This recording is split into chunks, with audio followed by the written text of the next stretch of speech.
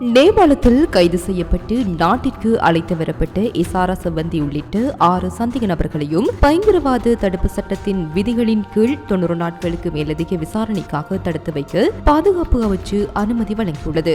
வேயங்குடியை சேர்ந்த 26 வயதான இசாரா செவ்வந்தி, சாவகச்சேரி மட்டுவில் வடக்கு பகுதியைச் சேர்ந்த 23 வயதான நந்தகுமார் தக்ஷி அந்த பெண்ணின் நெருங்கிய கூட்டாளி என கூறப்படும் 36 வயதான பி கென்னடி அல்லது சுரேஷ் மற்றும் கிளிநொச்சி பழைய சேர்ந்த 33 வயதான கே சிவதாசன் அல்லது ஜே கே பாய் ஆகியோர் கொழும்பு மாவட்ட குற்றப்பிரிவின் காவலில் வைக்கப்பட்டுள்ளனர். இந்த நிலையில் குற்ற கும்பலுடன் தொடர்புடைய இசாரா செவ்வந்தி கும்பலிடம் சிங்களம் தெரியாத நிலையில் ஜாழ்ப்பாணத்தை சேர்ந்த தக்சி சிக்கியுள்ளதாக தகவல்கள் வெளியாகியுள்ளன.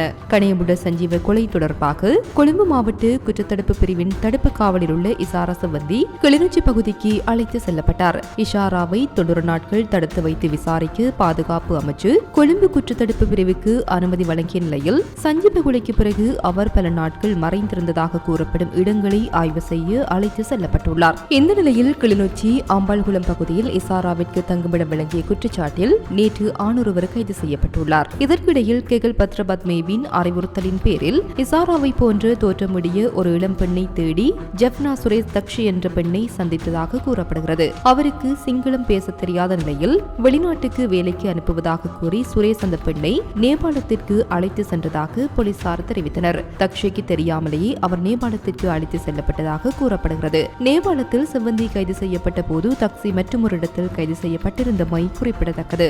இதேவேளை கெகல் பத்ரபத்மேவின் குற்றவியல் அமைப்பின் உறுப்பினராக அடையாளம் காணப்பட்டு பெம்முள்ளவை சேர்ந்த 44 வயதான நிஷாந்த குமார் அல்லது பாப்பா தொடர்பான விசாரணைகள் கலனி பிரதேச குற்றப்புலனாய்வு பணியகத்தின் கீழ் நடைபெற்று வருவதாகவும் நுகேகுடை ஜம்மு கஸ்முல்லவை சேர்ந்து கேடிஸ் யாமந்து சில்வா எனப்படும் பேபி என்பவர் மேற்கு மாகாண தெற்கு மாவட்ட குற்றப்புலனாய்வு பணியகத்தின் காவலில் வைக்கப்பட்டுள்ளதாகவும் மூத்த காவல்துறை அதிகாரி ஒருவர் தெரிவித்தார். பிப்ரவரி 19ஆம் தேதி நீதிமன்றத்தில் கனியமுள்ள சஞ்சீவ கொலை செய்யப்பட்ட பின்னர் இசாரா செவ்வந்திக்கு அடைக்கலம் கொடுத்தவர்கள் பற்றிய பல விவரங்களையும் கொழும்பு குற்றப்புலனாய்வு பணியகம் வெளியிட்டுள்ளது. இந்த விவகாரம் குறித்து மேலும் விசாரணைகளை மேற்கொண்டு கொழும்பு குற்றப்புலனாய்வு பிரிவு தகவல்களை மறைத்ததாக 4 பேரை கைது செய்தது. அலுத்கம காவல்துறையில் பணியாற்றும் ஒரு போலீஸ் கான்ஸ்டபிளின் மனைவியின் தாயார், தொடங்குடவை சேர்ந்த ஒரு தொழிலதிபர் மற்றும் மித்தனியவை சேர்ந்த ஒரு பெண் ஆகியோர் கைது செய்யப்பட்ட சந்தேக நபர்களில் அடங்குவர். கனியமுள்ள சஞ்சீவவின் கொலை நடந்த நாளை நாட்டை விட்டு தப்பி செல்ல செவ்வந்தி திட்டமிட்டிருந்தார்.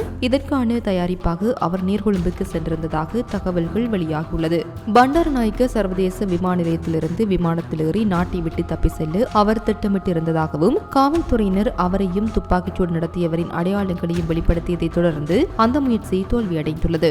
இந்த சூழ்நிலையில் கெகல் பத்ரபத்மே செவ்வந்தி பயன்படுத்தி வந்த மொபைல் போனை அழைத்துவிட்டு அலுத்கமவுக்கு செல்லுமாறு அறிவுறுத்தியுள்ளார். இருப்பினும் தனது 2 மொபைல் போன் எண்களை கொடுத்து ஒரு பொது தொலைபேசியிலிருந்து அழைக்குமாறு அறிவுறுத்தியுள்ளார். இதற்கிடையில் கெகல் பத்ரபத்மேவின் கம்பகாவை சேர்ந்து அடியாள் ஒருவரிடம் தனது தொலைபேசியை அளிக்க செவ்வந்தி ஒப்படைத்துள்ளார். முச்சக்கர வண்டி சாரதியாக அடையாளம் கண்டு கொழும்பு குற்றப்பிரிவு அவரை கைது செய்துள்ளது. அழிவுக்காக ஒப்படைக்கப்பட்டு தொலைபேசி அவரால் புதைக்கப்பட்டதாக கண்டுபிடிக்கப்பட்டதாக காவல்துறை தகவல்கள் தெரிவிக்கின்றன. அந்த கையடக்க தொலைபேசி மூலம் பல தகவல்கள் வெளிப்படுவதாக கொழும்பு குற்றப்பிரிவு தெரிவித்துள்ளது. கெகல் பத்ரபத்மேவின் அறிவுறுத்தலின்படி இஷாரா செவ்வந்தி அலுத்கம பேருந்து நிலையம் அருகே தங்கியிருந்த போது அங்கு மோட்டார் சைக்கிளில் வந்து ஒரு பெண் அவரை ஏற்றிக்கொண்டு வெளிப்பெண்ணு கோலிங்போர்ன் தோட்டத்திற்கு அழைத்து சென்றுள்ளார். அன்று இரவை அவர் அந்த வீட்டில் கழித்துள்ளார். மறுநாள் மீண்டும் அவரை ஏற்றிக்கொண்டு வந்து அதே பெண் தான் அவரை மோட்டார் சைக்கிளில் ஏற்றிக்கொண்டு அழைத்து சென்றதாகவும் கொழும்பு குற்றப்பிரிவு கூறுகிறது. விசாரணைகளை தொடர்ந்து இசாரா செவ்வந்திக்கு அடைக்கலம் கொடுத்த பெண்ணை கொழும்பு குற்றப்பிரிவு அதிகாரிகள் கைது செய்துள்ளனர்.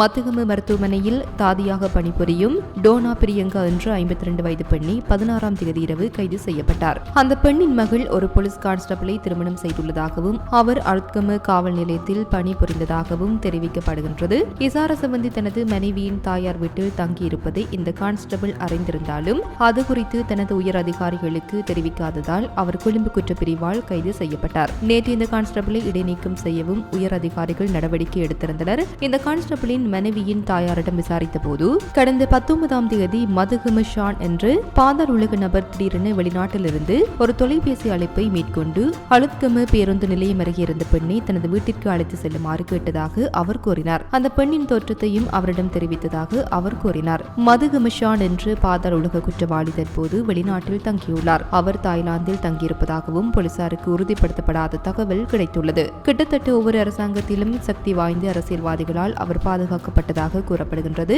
இசாரா சம்பந்திக்கு நீண்ட காலமாக தங்குமிடம் வழங்க தேவையான வசதிகளை மதுகம ஷான் வழங்கியுள்ளார். விசாரணையின் போது போலீஸ் கான்ஸ்டபிளின் மனைவியின் தாயார் மதுகம ஷானை நீண்ட காலமாக அறிந்திருப்பதாக கூறியுள்ளார். அதனால் தான் அவரது கோரிக்கையை மறுக்க முடியவில்லை என்றும் அவர் கூறியுள்ளார். பிப்ரவரி 20 முதல் ஏப்ரல் 13 வரை இசாரா செவ்வந்தி மதுகம ஷானின் பாடசாலை நண்பர் ஒருவரின் வீட்டில் தங்கியுள்ளார். இந்த வீடு மத்துகம பாலிகா வீதியில் அமைந்துள்ளது. வீட்டின் உரிமையாளரான தொழிலதிபர் சஜித் தினுஷ இந்த வழக்கு தொடர்பாக 17ஆம் தேதி கைது செய்யப்பட்டார். ஷானின் கோரிக்கையை மறுக்க முடியாததால் அவருக்கு தங்குமிடம் கொடுத்ததாக விசாரணையின் போது அவர் கூறியுள்ளார். அவர் தனது காரில் செவ்வந்தியை வெளிப்பென்னவிலிருந்து தொடங்குடவுக்கு அழைத்து சென்றிருந்தார். ஏப்ரல் 13ஆம் தேதி செவ்வந்தி மித்தனியாவிற்கு சென்றிருந்தார். பாக்கோ சமனின் ஆதரவாளர் ஒருவரால் வாடகைக்கு எடுக்கப்பட்ட காரில் அவரை அங்கு அழைத்து சென்றதாக கூறப்படுகிறது. மித்தனியாவில் உள்ள வீட்டில் தங்கு அனுமதித்தவர் சுபன் பிரதீப் குமார் தான். இது பாக்கோ சமனின் வேண்டுகோளின் பேரில் நடந்துள்ளது. சுபன் பிரதீப் குமார் பாக்கோ சமனின் நெருங்கிய கூட்டாளி. அவர் தற்போது தடுப்பு காவலில் உள்ளார். கெகல் பத்ர பத்மேவின் திட்டப்படி அலத்கட நீதிமன்ற வளாகத்தில் துப்பாக்கிச்சூடு நடத்திய துப்பாக்கிதாரி ஒருவரை சுட்டுக்கொள்ள செய்வதற்காக சுபன் பிரதீப் துப்பாக்கியுடன் கூடிய வீடியோ கேமராவை மறைத்து வைத்திருந்ததாக கூறப்படுகிறது. கெகல் பத்ர பத்மி மற்றும் அவரது குழுவினர் இந்தோனேசியாவில் கைது செய்யப்பட்ட பிறகு அவர் கேமராவை தீ வைத்து அளித்தார். மேற்கு மாகாண வடக்கு மாவட்ட குற்றப்பிரிவு அதிகாரிகள் பாக்கோ சமனை விசாரித்த போது வெளிப்படுத்தப்பட்ட தகவலின் அடிப்படையில் சுபன் கைது செய்யப்பட்டார். எரிக்கப்பட்ட கேமரா மற்றும் துப்பாக்கி மீட்கப்பட்டன. அது தொடர்பாக அவர் தற்போது விளக்கமறியலில் வைக்கப்பட்டுள்ளார். இசாரா செவ்வந்தி மித்தனியாவில் சுமார் 3 வாரங்கள் தங்கியிருந்ததாக கூறப்படுகின்றது. அங்கிருந்து ஒரு டாக்ஸியில் மாங்குளத்திற்கு அழைத்து செல்லப்பட்டார். அங்கிருந்து வடக்கு கடல் வழியாக படகு மூலம் இந்தியாவிற்கு சென்றிருந்தார். நாடு முழுவதும் காவல்துறையினரால் தேடப்பட்டு வந்த இஷாரா செவ்வந்தி தனது வீட்டில் தங்கியிருப்பதை சுப்பனின் மனைவி அறிந்திருந்தார். இஷாராவை தனது வீட்டில் மறைத்து வைத்து தங்குமிடம் வழங்குவதை அவர் எதிர்க்கவில்லை. அதனால் தான் சுமனின் மனைவி 26 வயதான ரேணுகா மல்காந்தியையும் கொழும்பு குற்றப்பிரிவு அதிகாரிகள் கைது செய்தனர். நாட்டை விட்டு தப்பி செல்ல அவருக்கு உதவிய படகு ஓட்டுநர்களை அடையாளம் கண்டு கைது செய்ய தற்போது விசாரணைகள் நடந்து வருகின்றன. இதற்காக நேபாளத்தில் இருந்து பிடிபட்ட ஜே.கே. பாயின் தகவலின் அடிப்படையில் வடக்குக்கு சென்ற அதிகாரிகள் குழு விசாரணைகளை மேற்கொண்டு வருகின்றது. கடந்த காலங்களில் கடல் வழியாக இந்தியாவிற்கு தப்பி சென்ற ஏராளமான பாதாள உலக குற்றவாளிகளின் பெயர்கள் மற்றும் முகவரிகள் உட்பட பல தகவல்களை தற்போது அவர் வெளியிட்டு வருகின்றார். இஷாரா செவ்வந்தியுடன் நேபாளத்திலிருந்து பிடிபட்டு ஹம்பகா பாப்பா மற்றும் ஜம்புகஸ் முல்லா பாபி ஆகியோர் அவர்கள் செய்த பல குற்றங்கள் பற்றிய தகவல்களையும் வெளியிட்டு வருகின்றனர். ஹம்பகா பாபாவின் விசாரணையின் போது தெரியவந்த தகவலின் அடிப்படையில் கெரவரப்பட்டி அதிவேக நெடுஞ்சாலை அணுகல் சாலையில் உள்ள ஒரு இடத்தில் ஒரு கான்கிரீட் தூணுக்கு அருகில் மறைத்து வைக்கப்பட்டிருந்த 56 துப்பாக்கிக்கு பயன்படுத்தப்படும் 50 தோட்டாக்களை கலனி பிரிவு குற்றப்புலனாய்வு பணியக அதிகாரிகள் மீட்டுள்ளனர். கெகல் பத்ர பத்மே திட்டமிட்டு பல குற்றங்களில் அவர் ஈடுபட்டுள்ளதாகவும் தகவல் வெளியாகியுள்ளதாக போலீசார் தெரிவிக்கின்றனர். கனிமுல சஞ்சீவவை சுட்டுக் கொன்றது மற்றும் ஹம்பகாவின் பிரபல தொழிலதிபர் ஒஸ்மான் குணசேகரவை கொலை செய்ய முயற்சித்தது உள்ளிட்ட பல குற்றங்களுக்கு இந்த சந்தேக நபர் உதவியுள்ளதாகவும் விசாரணைகளில் தெரிய வந்துள்ளதாக போலீசார் தெரிவிக்கின்றனர். ஜம்புகஸ் முல்ல பாபி என்கின்ற இஸ்ஜாமுந்த செல்வாவுடன் நடத்தப்பட்ட விசாரணையின் போது தெரியவந்த தகவலின் அடிப்படையில் மேற்கு மாகாண தெற்கு மாவட்ட குற்றப்பிரிவு அதிகாரிகள் நொகேகொடை ஜம்பகஸ் முல்லவில் உள்ள அவரது வீட்டின் தோட்டத்தில் வாழை மரத்தின் கீழ் புதைக்கப்பட்டிருந்த 56 துப்பாக்கிகளுக்கான 10 தோட்டாக்கள் மற்றும் ஒரு கைக்குண்டை மீட்டுள்ளனர். 2019ஆம் ஆண்டு ஜம்பகஸ் முல்லவில் முடிவளவை சேர்ந்த 38 வயது தொழிலதிபர் சுட்டுக் கொல்லப்பட்ட வழக்கில் பாபி மீதும் குற்றம் சாட்டப்பட்டுள்ளது. அவர் செய்த மேலும் பல கொலைகள் தொடர்பிலும் தற்போது தகவல்கள் வெளிவர தொடங்கியுள்ளது. துபாயில் கெகல் பத்ர பத்மேவுடன் பாபி நட்பு கொண்டிருந்ததாக விசாரணைகள் தெரிய வந்துள்ளது. எதிர்காலத்தில் மேலும் பல குற்றங்கள் பற்றிய தகவல்கள் வெளியாகும் என்று போலீசார் தெரிவித்துள்ளனர். இது போன்ற செய்திகளை தெரிந்து கொள்ள சமூகம் நியூஸ் சேனலை சப்ஸ்கிரைப் செய்து அருகில் உள்ள பெல் பட்டனை கிளிக் செய்யுங்கள். மேலும் இது போன்ற செய்திகளை உடனுக்குடன் தெரிந்து கொள்ள சமூகமீடியா.com என்ற இணையதளத்தின் வாயிலாகவும் எங்களுடன் இணைந்திருங்கள்.